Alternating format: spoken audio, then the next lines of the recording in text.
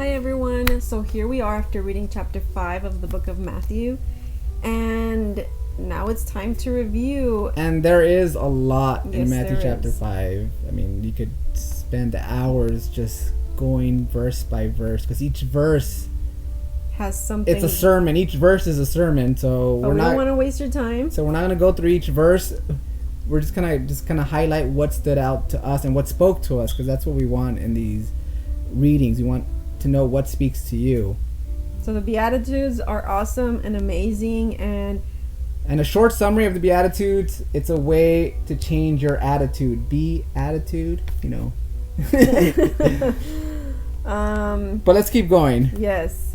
So the next verse that stood out to me is verse 14, which says, "You are the light of the world, a city that is set on a hill that cannot be hidden."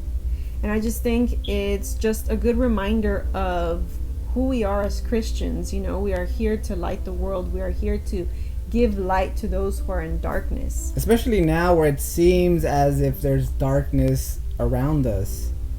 And we're It's just a kind perfect of time. yeah, it's a perfect time to be a light. And you And- don't need to go on the streets to be a light. No, Stay home. but use your social media, use your, call, text. There's different ways you can communicate with people. Send a letter in the mail. That's another way. Yes. Okay. For me, what spoke to me as we go down Matthew chapter 5 was verse 17, where Jesus says, "Do not think that I come to destroy the law or the prophets. I did not come to destroy, but to fulfill."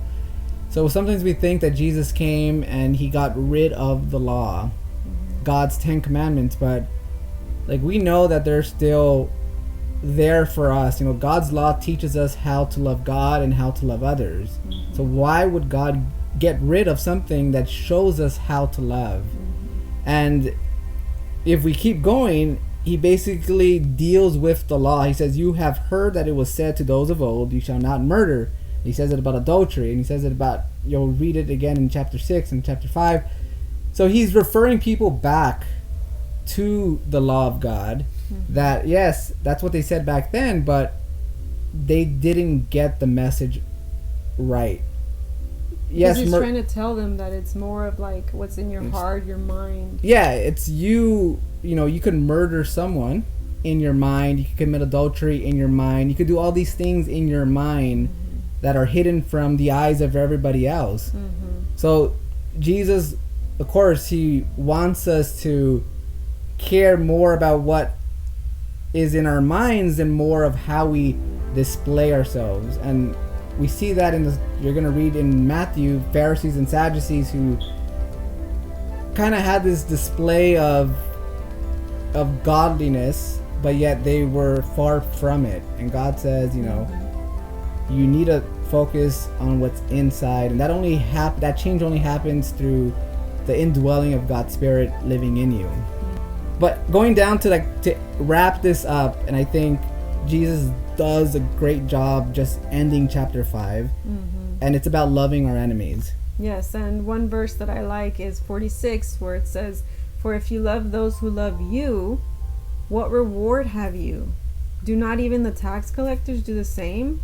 So it's very easy to love those who love us, to love our family, our friends, but it is not easy to love those who mistreat us or those who, harm us in whatever way. It's not easy, but it can be possible. And we have this mentality where I do you a favor, therefore you owe me a favor. Or I give you a gift, right? How often do we give gifts and then it's like when they don't give us a gift back, we're like, "Hey, I gave you a gift. Where's my gift?"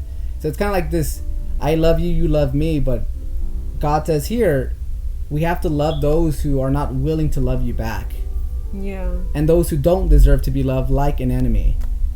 And then Jesus just kind of ends it in verse 48 that says, "Therefore you shall be perfect just as your Father in heaven is perfect." So when you think of just perfection, what do you think of?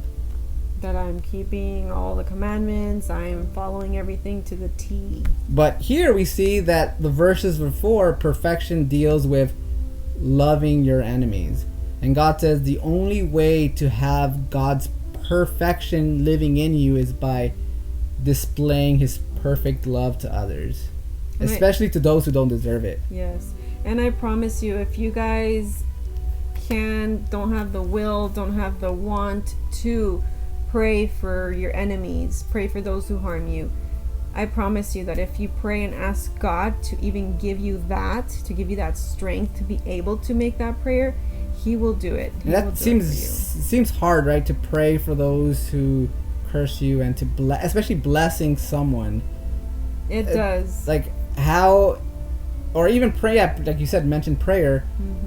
Like, why are you gonna pray for someone to get a job or to be successful or whatever it might be? That's like, you don't want them to do good in life. You want them to suffer as much as they could. But God says we should show that love to them, just as Jesus is showing love to everyone in this world.